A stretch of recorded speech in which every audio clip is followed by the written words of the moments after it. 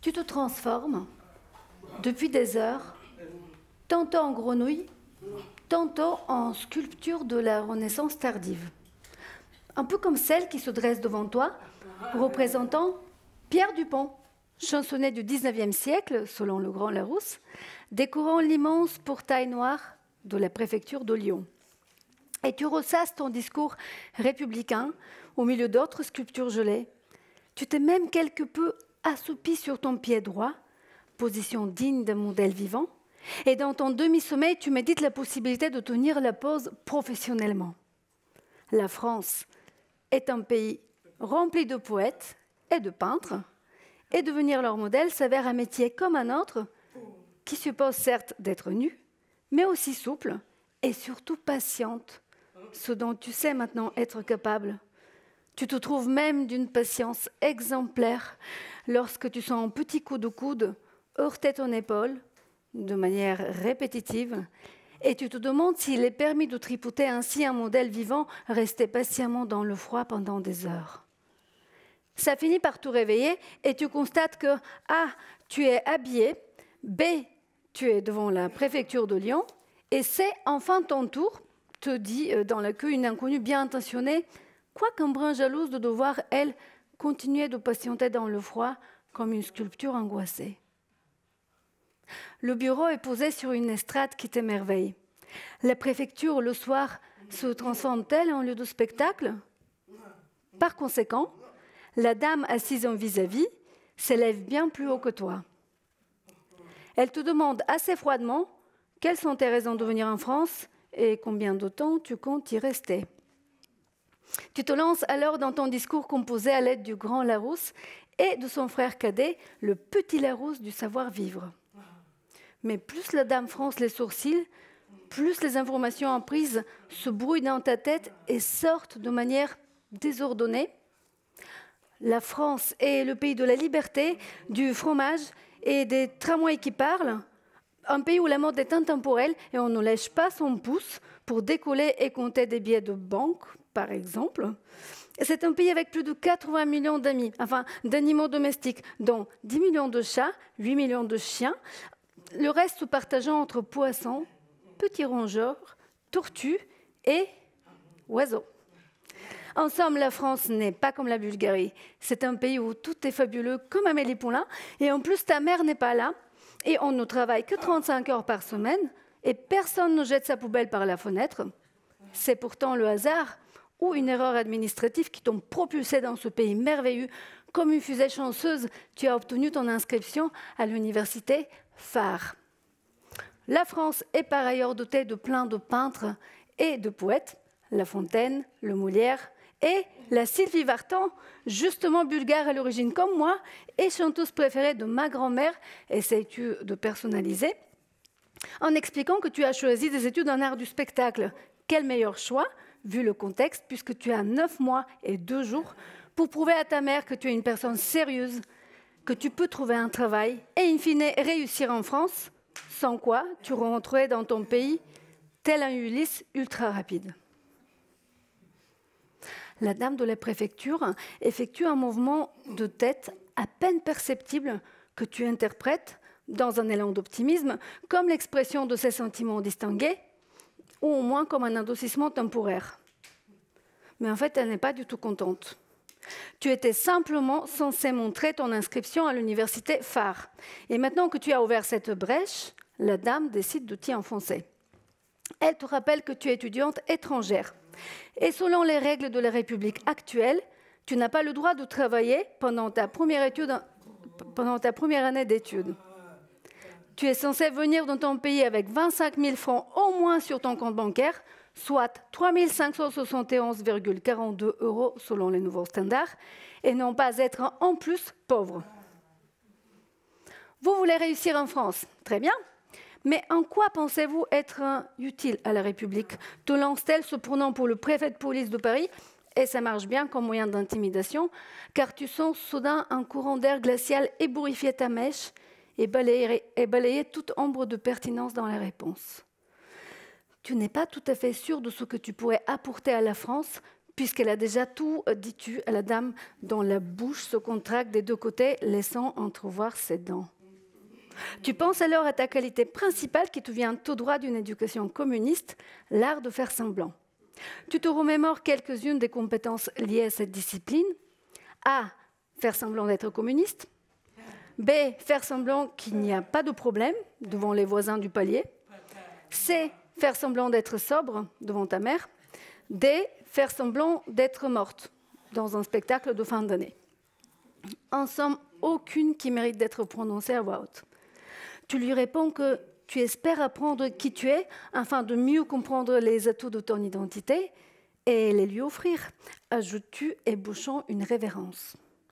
La dame lève les yeux au ciel et sans mot dire te dresse une liste de documents à fournir composée entièrement de mots inconnus. Tu en choisis un au hasard et tu demandes avec enthousiasme ce qu'un RIB veut dire. À la suite de quoi, le bureau de la dame se met à trembler, puis elle commence à gonfler comme un ballon au-dessus de ta mèche ébourifiée si longuement que tu as l'impression qu'elle triple de volume, puis te propose dans un râle semi-humain de revenir au guichet de la préfecture quand tu auras appris le français. Enfin, elle balance le dossier dans ta mèche et t'ordonne de libérer la place, te laissant seul face aux énigmes linguistiques. Tu as beau relire le mot « rib », la seule chose qui t'évoque en ce moment, c'est un poisson, riba, en bulgare. Et un court instant, tu imagines revenir avec un brochet pêché dans la Saône, ou au moins une boîte de sardines à échanger contre le droit de séjourner sur cette nouvelle planète curieuse.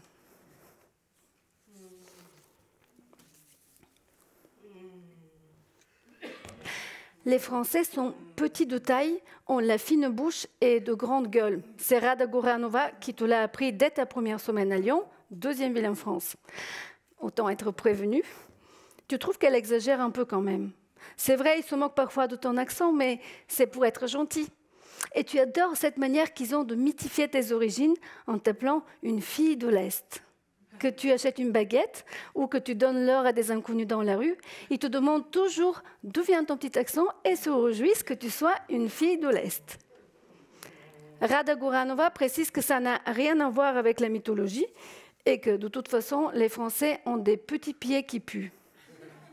Elle dit qu'ils ont aussi des petites bites, même si on ne peut pas se fier à sa base de données. Elle conclut que c'est à cause de leurs petites bites et leurs petits pieds puants qu'ils en veulent tant à la terre entière. Les rues, en revanche, sont parfaites, essayes-tu de positiver.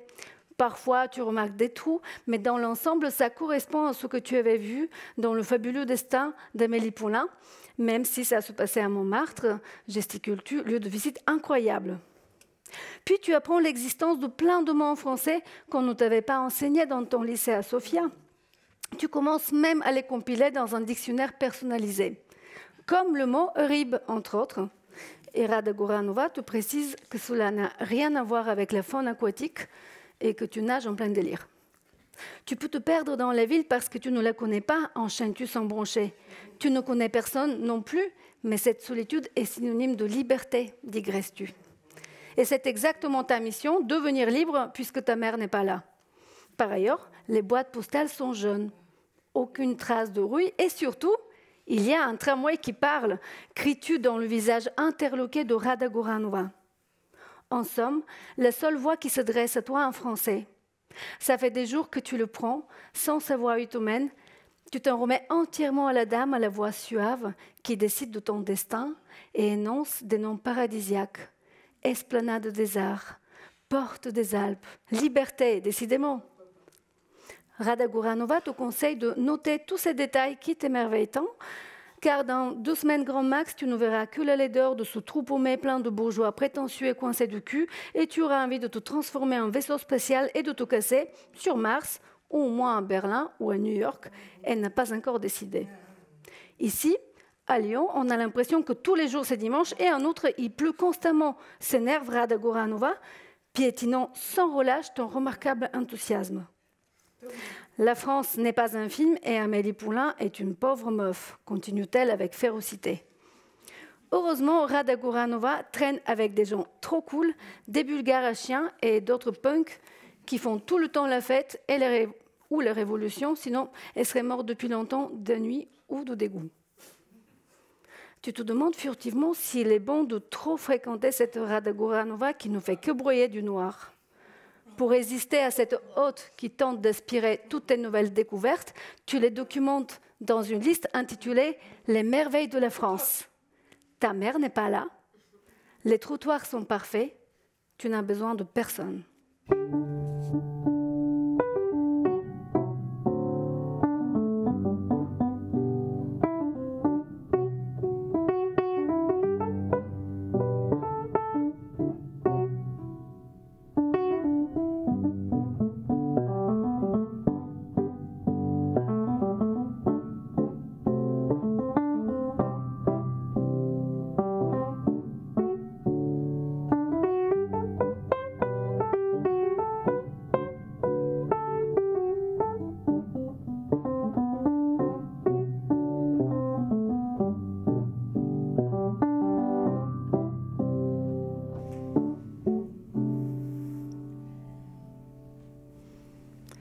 Gronet est une peste.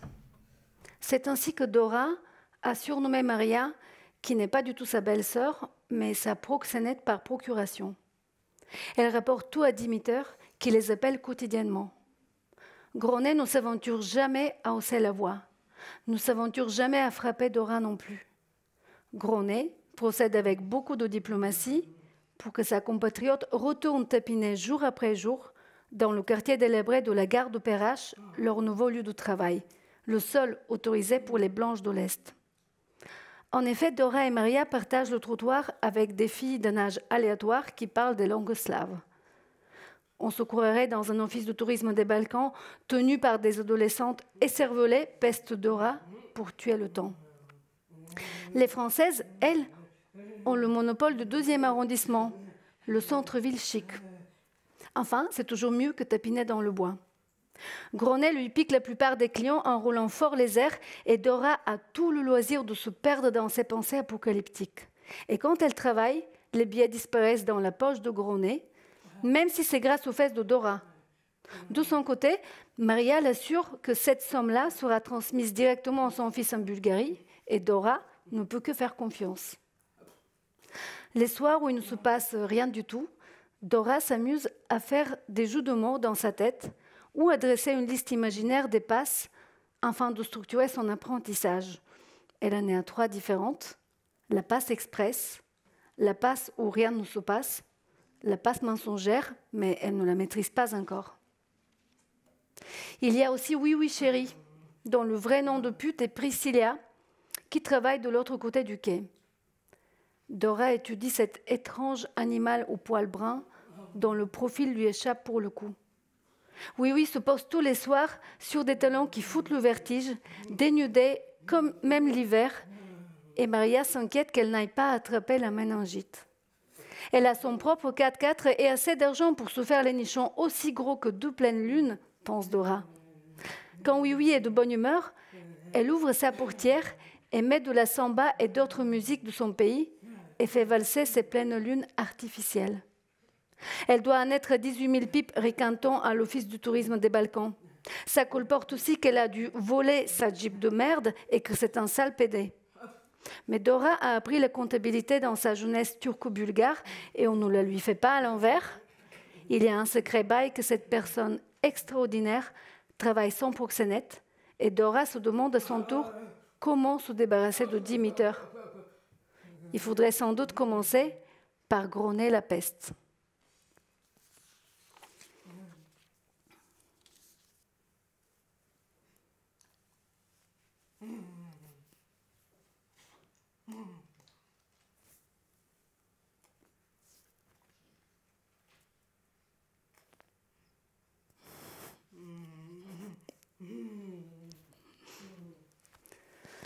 Le jour pour commencer à arriver en France est arrivé. Mais tu es d'emblée perdu, ne trouvant pas ton université phare sur la carte. Heureusement, Rada Goranova va au même endroit et tu peux, comme d'habitude, te coller à elle. Pendant qu'elle se prépare, tu en profites pour te renseigner dans le Grand Larousse. L'université phare compte plus de 27 000 étudiants, dont 11% d'étudiants étrangers. Es-tu ravi de faire partie d'une statistique? Mais l'extase de cette découverte est brève car on est méga en retard, dit Rada Goranova en soupirant dans tes oreilles.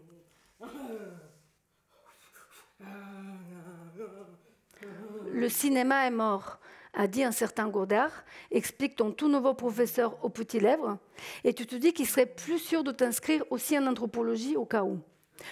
Le cinéma est mort est une phrase que tout le monde a l'air de connaître, à en juger par les têtes autour de toi qui s'empressent d'opiner, afin qu'on les distingue par leur connaissance. Et tu te demandes où sont les 11% qui, comme toi, ne connaîtraient pas la référence. On commence par une séquence de Pierrot le Fou, de ce même Godard, cinéaste contradictoire de toute évidence, avec Jean-Paul Belmondo qui lui est bien vivant, et Anna Karina dont tu détectes l'accent inconnu. Tu te demandes quel serait le pourcentage d'actrices étrangères dans le cinéma mort des Français si on devait en faire une statistique. Ton professeur s'excite sur une anecdote de tournage. Les rôles principaux devaient au départ être tenus par Michel Piccoli et Sylvie Vartan. Et tu te demandes si ce n'est pas le bon moment pour descendre au pied de l'amphithéâtre et annoncer publiquement que toi aussi tu es bulgare, en invitant les autres étudiants étrangers, impressionnés par ta prestance, à se manifester à leur tour. Mais à peine le temps de traduire cette annonce en français dans ta tête, vous avez déjà changé de film. On regarde désormais un extrait de 2 ou 3 choses que je sais d'elle, pellicule de ce même Godard contradictoire. C'est un récit sur elle, dit ton professeur aux lèvres humides. Mais elle, ça peut être la femme, mais surtout la ville ou la société en général. Des femmes, parfois prostituées, parfois esthéticiennes et parfois clientes d'un café, s'expriment sur la question de l'urbanisme, du langage, du spectacle, de la mort. Mais la seule femme dont on ne comprend pas un mot, ce qui fait bien rire tout l'amphithéâtre et ton professeur aux lèvres absents, c'est la jeune fille qui parle en serbe ou en polonais. Elle est également la seule qu'on voit nue. La situation semble très comique. La fille qui parle en slave est dans son bain. Elle passe du savon sur ses seins nus, puis se relève quand quelqu'un frappe à la porte, comme si de rien n'était, comme si elle n'était pas là. Lui entre cigare à la bouche et lit un article de journal, pendant qu'elle crie, sans avoir droit à aucun sous-titre. Votre professeur aux lèvres filiformes précise hilar que Godard mettait toujours une scène avec une fille à poil, expression inconnue, pour satisfaire ses producteurs. Tu te demandes si cette fille de l'Est est la seule à avoir accepté de satisfaire les producteurs de Godard ou si c'est elle qui les satisfaisait au mieux. En tout cas, tu te félicites d'avoir mis un gros sweat à capuche qui cache bien tes seins en espérant qu'il cachera ainsi ta bulgaritude tout entière. Tu hoches frénétiquement la tête en ricanant pour faire semblant d'être française.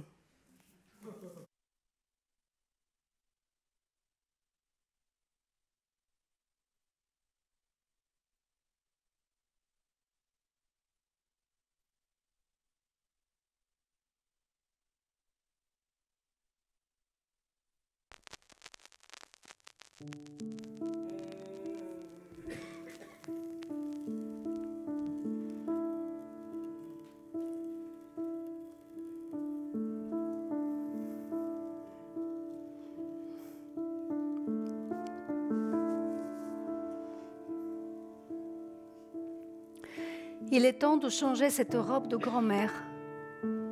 Ça vaut le coup d'investir et Gronet choisit la boutique jolie à Villeurbanne. Là-bas, elle achète pour Dora 2 hauts mollons, une mini-jupe noire, une robe rouge très décolletée, du maquillage à 2 €, des chaussures rouges laquées. Saura-t-elle marcher sur ces plateformes? Gronet cherche des terrains d'entente. Dora ne répond pas, déstabilisée pas tant par la hauteur des talons que par le brusque changement de comportement de Gronet dont il lui faut se méfier davantage. Le soir, Maria poudre les joues de sa protégée au milieu de la chambre finement éclairée par la lampe multicolore de sa grand-mère. Dora voit ses traits disparaître dans un nuage cheap de terracotta et de poussière. Puis de nouveaux traits surgissent. La main de Gronet opère avec la précision d'une pâtissière. Elle fait ressortir des pommettes tranchées, des lèvres menaçantes agrandies par un rouge bordeaux, des yeux de chatte au crayon noir, des paupières brillantes dorées. Devant le miroir, Dora s'immobilise à la découverte de la créature en face qui, affolée, la dévisage. Gronet contemple avec ses yeux malins, rigole quand Dora fait sa tête ahurie, puis s'applique elle aussi du rouge, du blush, maquille ses yeux, se range aux côtés de Dora, prend une pose sexy et une fois définitivement transformée, se met à chantonner. La chanson évoque à Dora les soirées moites de leur village et la gaieté de Gronet la contamine. La voilà qui rit derrière son masque, de plus en plus fort. C'est encore mieux que les rituels d'Arifé pour expulser les chagrins.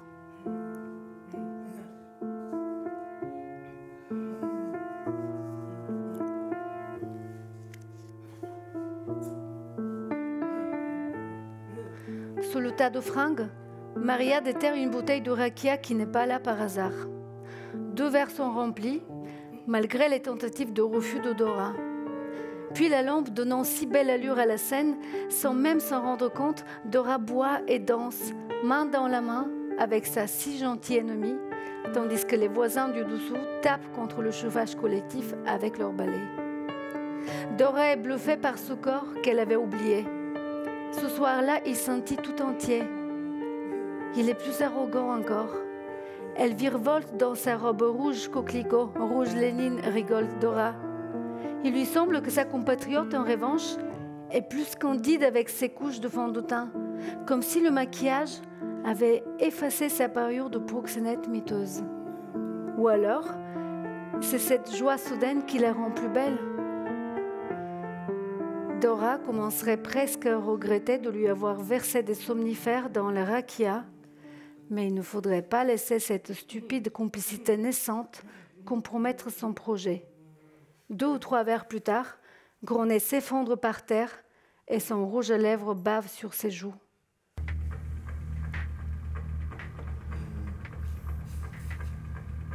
Dora fourre des capotes, des mouchoirs et du maquillage dans son sac, se verse un peu de rakia dans une petite bouteille en plastique au cas où, avant de fermer doucement la porte. À peine arrivée, une voiture ralentit à la hauteur de Dora. 2 jeunes la sifflent, puis lui adressent des injures qu'elle comprend mal. Dora maintient la cadence, tout en gardant la vision périphérique sur eux. Quand ils baissent la vitre, elle esquive d'un mouvement la bouteille qu'on lui lance. Le projectile s'éclate sur une autre voiture en brisant la vitre côté chauffeur. Dora sursaute et s'esclaffe, transformant sa terreur en euphorie, et son rire résonne dans le terrain en face. Les mecs ricanent bêtement à leur tour et disparaissent en accélérant. Aucune de ses collègues dans les parages. Dora se sent seule. C'est agréable et étrange à la fois. Elle voit la voiture de Oui Oui Chérie, mais elle a du mal à discerner sa silhouette. Pourtant, la lumière est allumée. Un chat s'est posté pas loin et observe les mouvements de Dora. Et si elle avait mis trop de somnifères dans le verre de Maria, s'inquiète Dora, quand un client l'aborde timidement. La cinquantaine, modeste, propre, elle lance la voix en annonçant le prix, puis le finit sur le parking des bus en 2 minutes 30, passe presque express.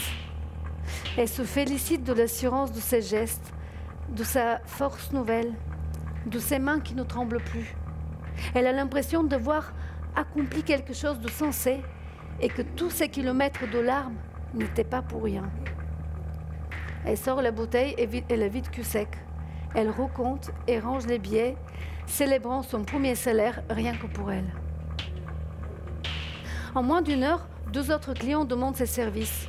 Un mec qui a du mal à bander, pipe et passe molle, il lui a laissé un bon pourboire, et un souvenir de culpabilité. Puis un jeune homme un peu agité, mais dès que Dora pose sa main sur sa braguette, il redevient calme comme le lac de Mirabel. En face, les néons de la boîte duplex se reflètent sur Dora. Sa peau est violette, zébrée par un doigt. Les anciennes éraflures du chêne scintillent. Elle regarde la lune et la remercie pour l'accueil. À la place du chat maintenant, une tache humide. Dora s'étonne de ne pas l'avoir remarqué plus tôt. Une musique entraînante s'échappe du duplex. Dora bouge comme dans un rêve. Quelle joie d'être une parfaite inconnue, pense-t-elle en souriant. Et voilà que son corps ondule et se déchaîne dans la rue, libéré de toute routine. Une voiture ralentit dans le dos de Dora, qui continue de valser sans rien remarquer. Deux hommes en sortent, se marrant du spectacle. Pendant qu'ils s'approchent à pas longs de vieux frustrés, le chat fait un bond dans leur direction. Surpris, l'un d'eux sursaute et Dora sort d'un coup de sa transe. La fête est finie. Déclinez votre identité, ordonne celui qui arbore un brassard police par-dessus son pull. Une feuille ocre rouge s'est décrochée de l'arbre et atterrit dans les cheveux du policier, lui donnant un petit côté frivole. Les deux agents lui demandent des documents qu'elle n'a pas.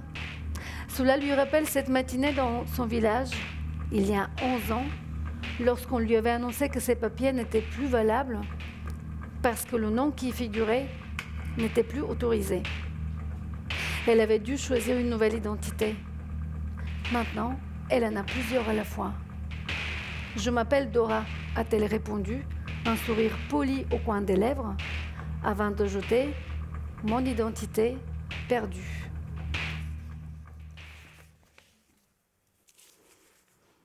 Bonjour 69 n'est pas une revue pornographique. C'est le journal des petites annonces de la région. Tu en as justement posté une pour trouver un job, même si tu sais bien que tu n'as pas le droit. Sur ce point, la dame de la préfecture avait été catégorique. Étude slave CHH ménage est ta première phrase publiée en France, qui gît tristement sur la page imprimée, tel un corps haché et oublié sur une route. Elle t'a été insufflée par Lily, qui a trouvé beaucoup de travail grâce à cette formulation, et tu te demandes si préciser ses origines quand on cherche un travail est toujours une bonne idée. Le résultat est époustouflant. Ton nouveau combiné orange ne cesse de sonner. Tu as droit à plusieurs appels anonymes de personnes qui, sans mot dire, respirent avec intensité, et tu finis par croire que ton nouveau combiné est défectueux. C'est des mecs qui se branlent sur ton accent, te rassure Rada Goranova, mais tu la trouves vraiment trop cynique parfois. Un jour, enfin, une voix retentit, une voix de femme, chaleureuse et dynamique, et qui en outre souhaite t'embaucher, pour le ménage donc, mais avant cela, elle aimerait connaître tes mensurations et les choses se gâtent. Tu dis que tu es capable d'entrer dans n'importe quelle petite pièce car très souple. La femme sympathique ricane et dit « parfait pour la souplesse ». Tu te demandes si elle t'a bien compris avec ton accent. Elle rit en disant que c'est toi qui as mal compris. Après un moment de perplexité, tu te mets à respirer avec intensité dans le combiné orange et ne trouvant aucun mot français de secours, tu décides de raccrocher. Tu repostes une nouvelle annonce dans le journal en enlevant slave et cela se passe beaucoup mieux. Tu as dorénavant une montagne de chemises à repasser, plusieurs cuvettes de toilettes à récurer et même le sol d'une bijouterie située place des terreaux où il ne faut pas jeter la poussière car elle est pleine d'or. À la fin de ce mois magique, tu as un terrible mal de dos et une somme d'argent assez maigrichonne. Quant à Lily, tu apprends qu'elle a donné ses mensurations. Par conséquent, elle travaille comme entraîneuse dans une boîte de champagne où elle gagne 5 fois plus d'argent que toi et finit régulièrement saoule.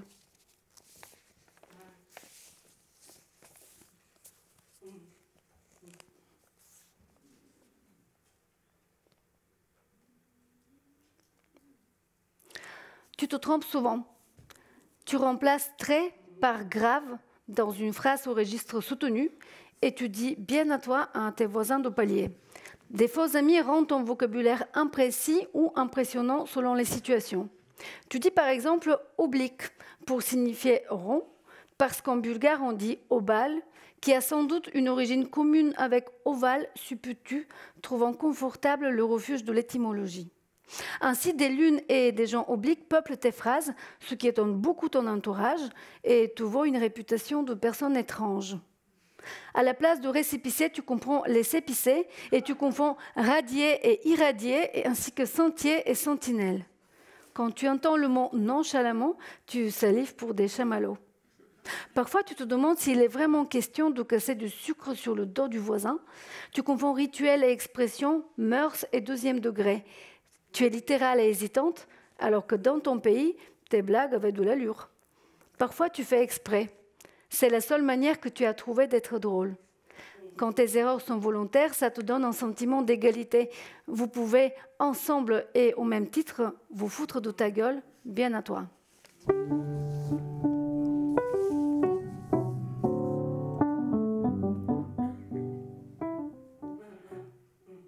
12 ans après votre rencontre, Dora avait été expulsée après un contrôle de police.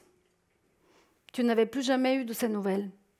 Tu gardais en souvenir cette autre Bulgarie qu'elle t'avait racontée, et aussi sa manière de s'accrocher aux situations les plus incongrues, les plus violentes, avec comme seul moyen de défense son ironie et ses expressions fleuries.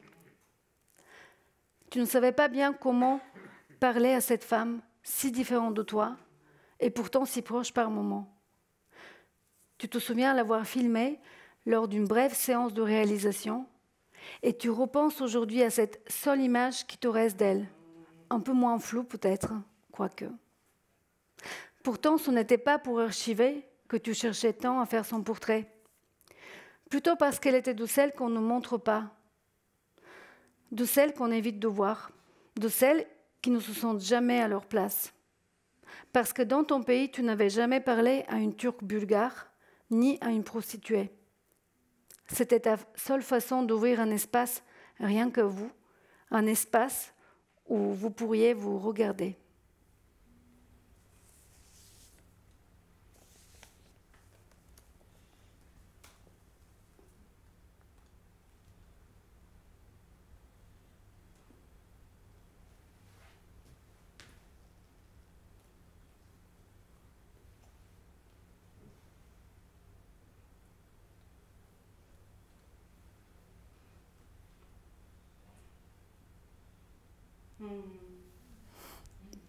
Merci.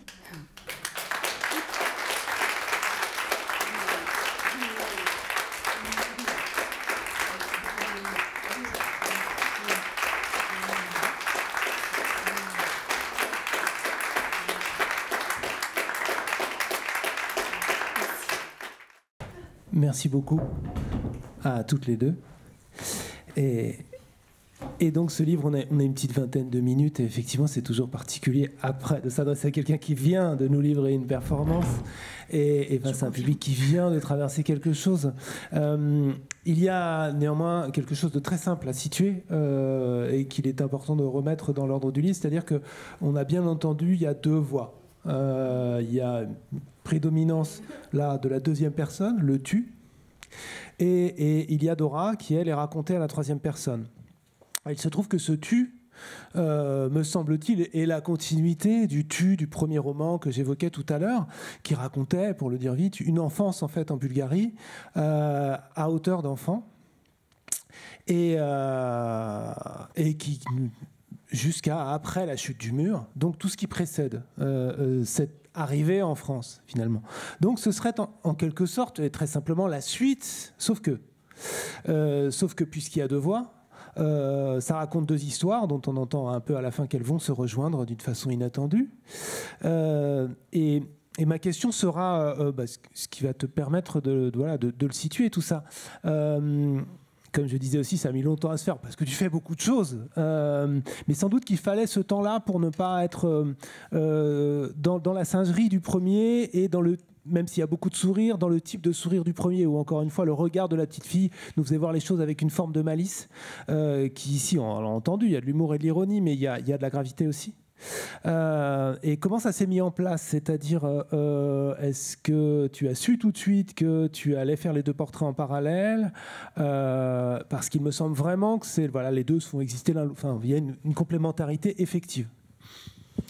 Oui, en effet, j'ai pris du temps et je trouve que c'était pas mal puisque ça permettait de réfléchir sur comment rendre ce récit par l'écriture, puisque en fait, moi, mon désir au départ, c'était de raconter la trajectoire d'une travailleuse de sexe bulgare, parce que d'une part, je me suis rendu compte que c'était un récit qui était très absent dans la littérature en France, mais aussi la littérature en Bulgarie. D'ailleurs, c'est en Bulgarie que j'avais eu l'idée, puisque j'avais entendu un commentaire extrêmement méprisant sur des prostituées, et je m'étais rendu compte que oui, c'était absent. Moi qui avais lu en France des autrices comme Griselda d'Israël ou comme Virginie Despentes dans un autre registre, mais on n'avait pas ces voix-là en Bulgarie. Donc voilà, ça c'était le point de départ, et il se trouve que j'avais moi-même rencontré, quand j'étais étudiante à Lyon, il y a 20 ans, via des amis féministes qui aidaient les prostituées. J'avais rencontré des femmes qui travaillaient et qui, donc à l'époque, j'avais traduit, mais donc, comment dire, et encore aujourd'hui, une de mes meilleures amies travaille dans ces associations. Donc, en fait, je ne me sentais pas non plus totalement comme si je débarque dans un milieu que je ne connais pas. Alors, je ne connais pas beaucoup de choses, mais enfin, c'était en tout cas une porte d'entrée qui était assez spontanée et facile pour moi. Et c'est comme ça que j'ai rencontré cette femme qui s'appelle Dora dans le roman et qui m'a confié, offert son histoire et que j'ai écrit. Et donc, au tout début, j'ai commencé d'abord à retranscrire ce témoignage et à penser ce récit qui, pour le coup, est la troisième personne, très différent du temps dans les cosmonautes, et beaucoup plus romanesque, peut-être plus classique, enfin quelque chose de plus narratif en tout cas. Et après, j'avais besoin d'introduire cet autre regard, justement, pour aussi mettre des nuances, pour montrer d'où on regarde justement ces femmes, enfin peut-être rendre quelque chose de réel de mon point de vue dans la vraie vie. Et donc j'ai inventé cet avatar de l'étudiante. Et là, franchement, j'ai essayé d'écrire la première personne, mais je n'ai pas réussi. Et je crois que je ne sais pas si je vais réussir un jour. Je m'inquiète un peu.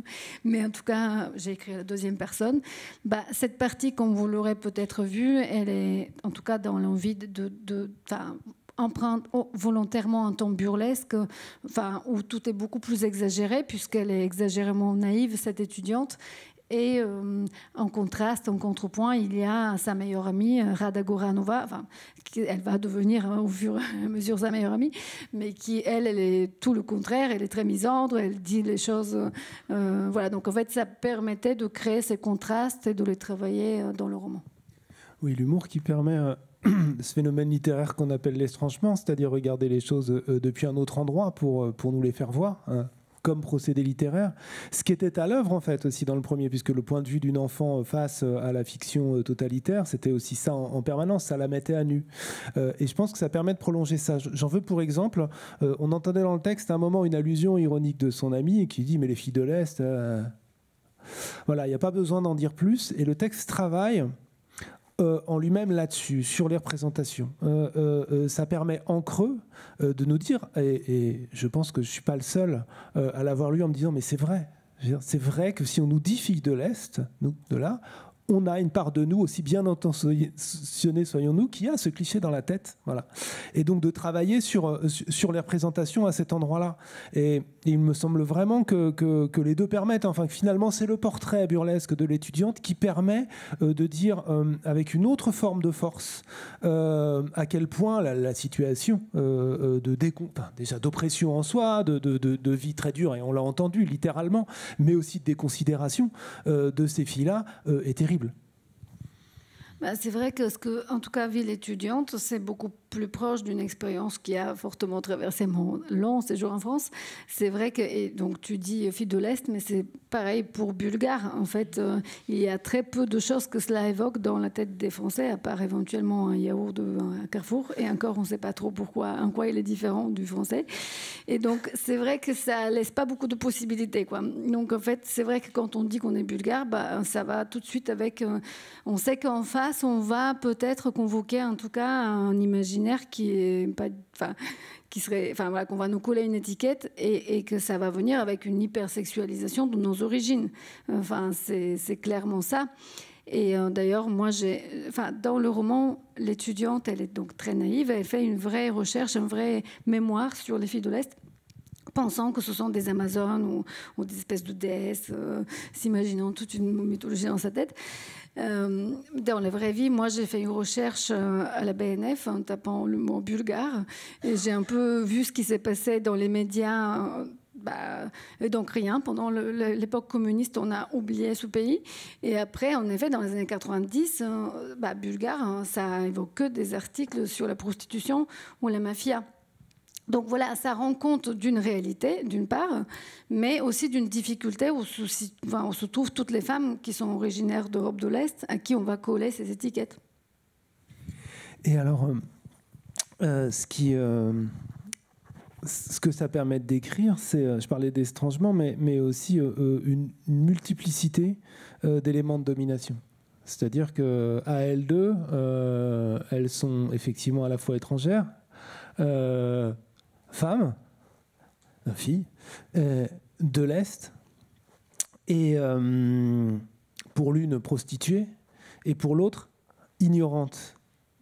Ignorante des représentations, et l'exemple de Godard, il est très intéressant à cet endroit-là, parce qu'effectivement, il apporte, comme on le disait, du sourire. Enfin, c'est évidemment très drôle, cette traversée-là. Et en plus, littéralement, c'est comme si tu reprenais la stratégie qu'elle énonce, c'est-à-dire jouer de l'ignorance de ce que ça fait pour produire un effet comique, pour dire à quel point il y a une domination là-dedans.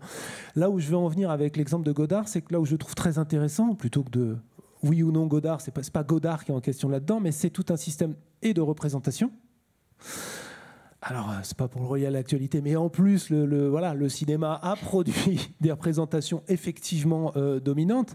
Mais au-delà de ça, c'est le savoir, c'est le symbole. C'est-à-dire que, en plus de tout ce qu'il y a déjà, la préfecture qu'on a entendu, il y a une réassignation à l'ignorance de la part du milieu intellectuel, disons. C'est-à-dire qu'en plus de toutes ces assignations-là, il y en a une autre qu'on aurait pu faire à un garçon provincial qui n'aurait pas ces premiers handicaps-là, si j'ose dire. C'est-à-dire que l'exemple de Godard, il est très intéressant à cet endroit-là aussi. C'est comme encore une réassignation supplémentaire. Ah oui, je suis d'accord que c'est une espèce d'accumulation des... soit des humiliations ou soit des dominations, comme tu dis. Enfin... je pense que pour le coup, toutes les jeunes étudiantes qui découvrent le cinéma, après peut-être qu'elles ont au moins les références culturelles, politiques et de tout ce que autre peut évoquer les films de Godard, mais c'est vrai que tel qu'il est enseigné, évidemment que ce n'est pas une critique à tout Godard, voilà, mais c'est vrai que quand on étudie en cinéma, ça arrive souvent que des professeurs citent Godard complètement sortis du contexte, et du coup on est face à des phrases qui veulent rien dire. Comme le cinéma est mort, ça c'est vrai qu'on aime bien le répéter. Et voilà, donc il y a en effet on a du mal, en tout cas à cet âge-là, à trouver une place dans ce cinéma qu'on nous montre quand on est une femme de manière générale, mais quand en plus on vient d'ailleurs, c'est encore plus compliqué. Et là, c'est une malheureuse coïncidence, mais qui est vraie dans deux ou trois choses d'elle que je sais, d'elle. C'est exactement ça. Hein. La fille de l'Est, elle est totalement ridiculisée, en fait, tournée en dérision. Et là où j'en reviens à l'étrangement, c'est-à-dire que ça nous montre quelque chose qu'on ne sait pas voir de l'intérieur, si j'ose dire. C'est-à-dire que ce point de vue-là, de celle qui a galéré pour et qui nous permet à nous tous, voilà, c'est un homme blanc qui parle, de voir de nous dessiller les yeux, si j'ose dire, de voir ce qu'on sait être là, mais qu'on ne voit pas. tant mieux. C'était juste une Non, mais c'est vrai. remarque. Si j'arrive à mettre à cette place, si j'arrive à transmettre ce ressenti-là, c'est le but. Et le fait que le personnage est naïf, bien sûr, c'est une manière aussi de cacher un peu le chemin par lequel on va passer pour la suite du roman, qui n'est pas du tout si candide que ça. Et l'humour est une arme, enfin c'est un cliché ce truc, mais tout de même cet humour sur le malentendu, sur les mots, sur l'accent qu'on a entendu dans un des derniers textes, effectivement absolument drôle à cet endroit-là, c'est un vieux terrain. Moi j'ai recherché parfois sur le web une performance que vous aviez fait à deux avec Aliona Glukova, un petit truc comme ça sur YouTube à la maison autour du Borch, qui se terminait là-dessus, sur cette histoire d'accent. Effectivement charmant et exotique, et donc vous jouiez sur les deux aspects, c'est-à-dire de le dénoncer avec le sourire, mais pour le dénoncer quand même, cette stigmatisation. Oui, c'est vrai. Donc, on avait fait cette mini-performance. On expliquait une fausse théorie du Borch. Ça, c'était un peu dans les années où j'aimais bien raconter n'importe quoi et appeler ça une performance. Mais oui, bien sûr, c'était aussi dans le même volonté de... Alors, avec Aliona, on a beaucoup réfléchi sur cette question de qu'est-ce qu'on vit étant entre plusieurs langues et qu'est-ce que nous, en plus, en tant qu'autrice, comment ça se passe dans notre écriture. Et il se trouve que j'ai fait mon deuxième documentaire sur cette expérience-là, en prenant elle comme exemple, qui écrit donc son premier roman en langue française, alors qu'elle est biélorusse et connaît très peu la langue. Et le but était vraiment comment dire, après là c'était vraiment de mettre en image cette réflexion de la langue.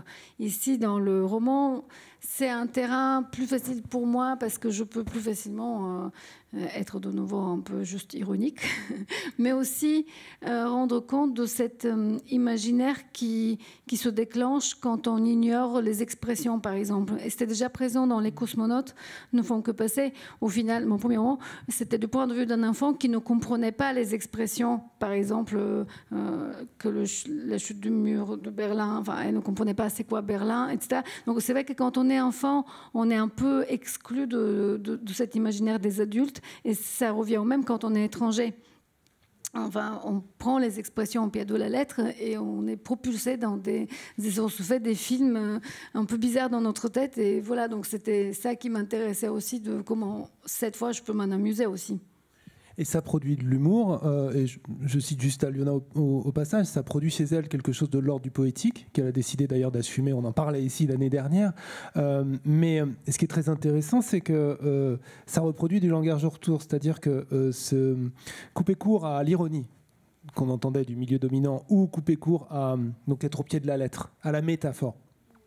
Ne pas la comprendre, ça permet d'un point de vue poétique de regarder la langue en fait. À tout lecteur aussi, ça nous permet de redécouvrir encore une fois, décider mais d'une autre façon, un angle beaucoup moins politique, mais d'avoir un autre regard sur notre propre langue.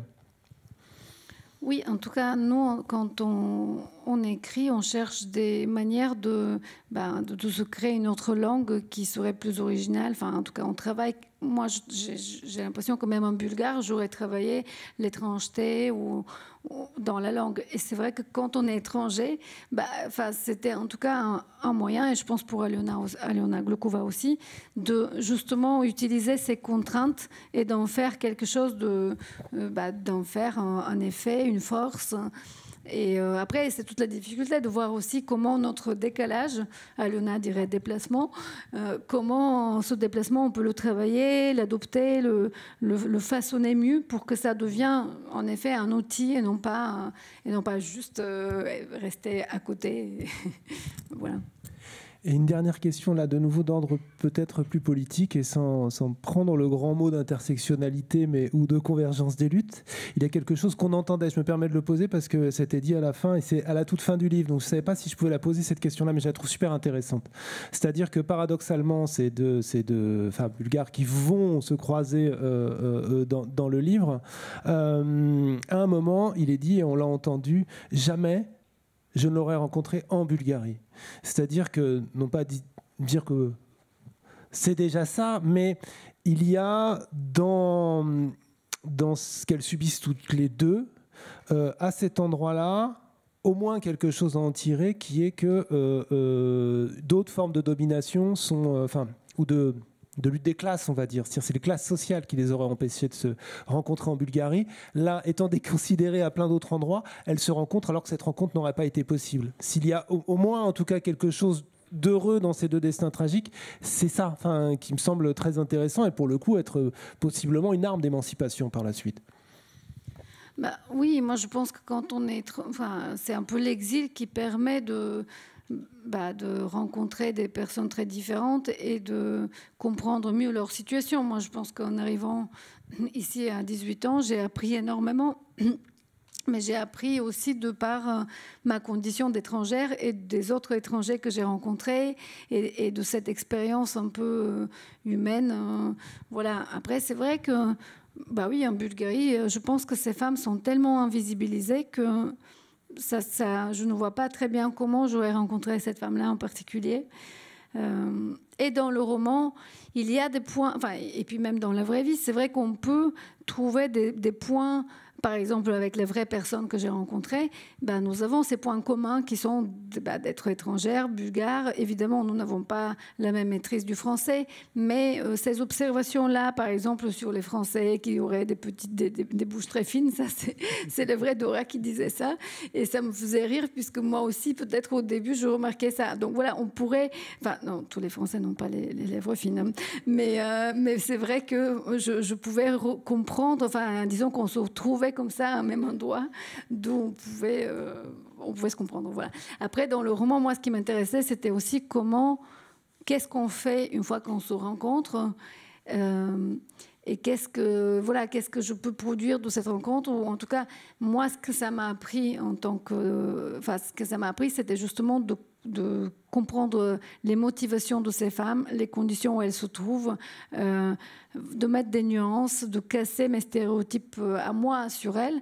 Et c'est ça que je voulais transmettre en écrivant ce livre. Mais dans le roman, l'étudiante, elle apprend à filmer et puisqu'elle n'a pas la langue, elle comprend toujours des trucs à côté. Elle se dit qu'elle ne va pas parler, elle va filmer. Et du coup, ça va être pour elle une manière de s'émanciper et aussi de rendre visible cette autre femme. Voilà. Merci. On a encore le temps pour une autre petite question, je pense, avant que Blandine intervienne pour donner le clap de fin. Oui.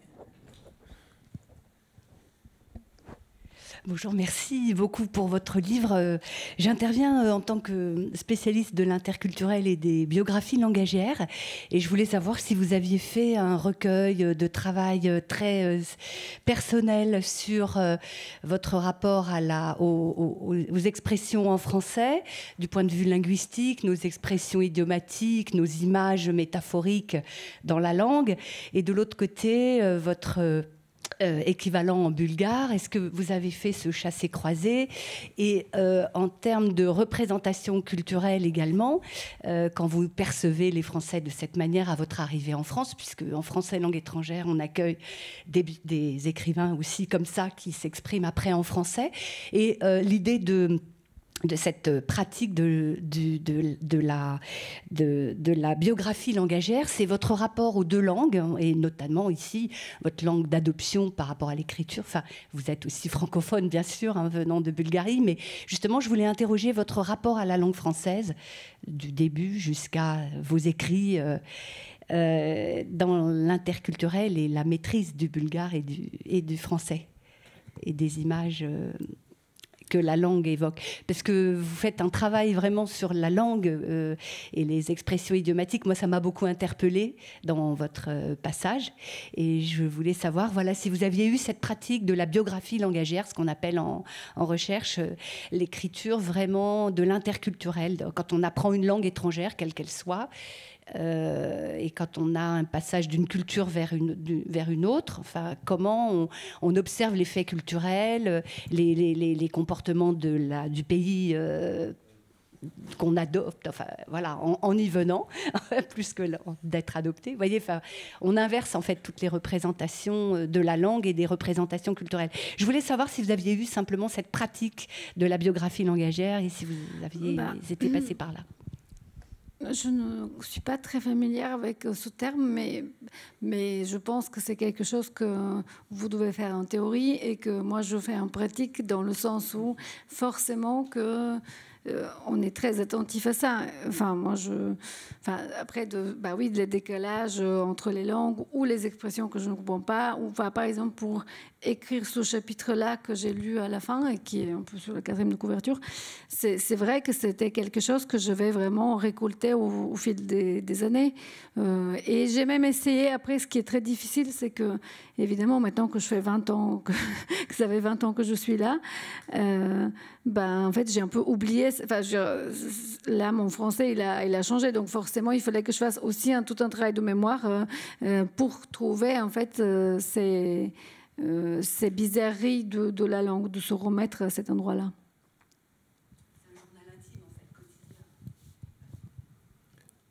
Merci.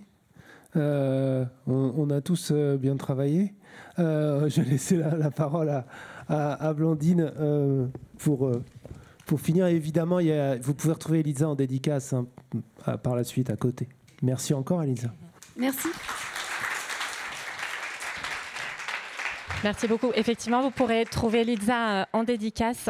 Et puis un petit temps festif improvisé, puisque c'était ce très bel événement à clôture, en quelque sorte, notre 5e édition. Je voudrais évidemment remercier...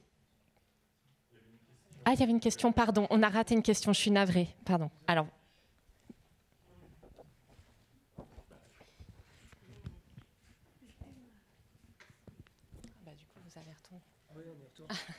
Ils sont là, nos micros. Elisa, il va y avoir une question. En fait, bon, là, je... voilà.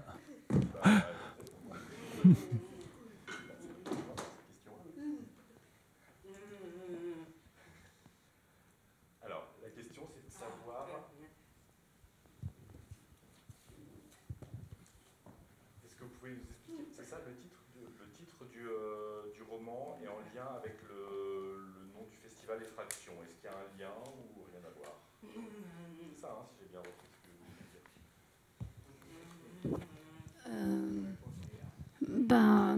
Enfin, je vais dire que non, je l'ai écrit avant de savoir que je suis programmée.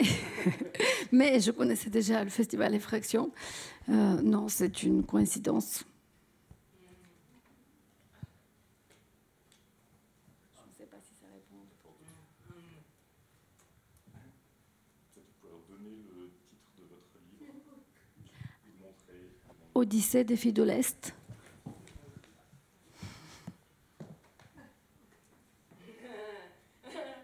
D'accord, merci.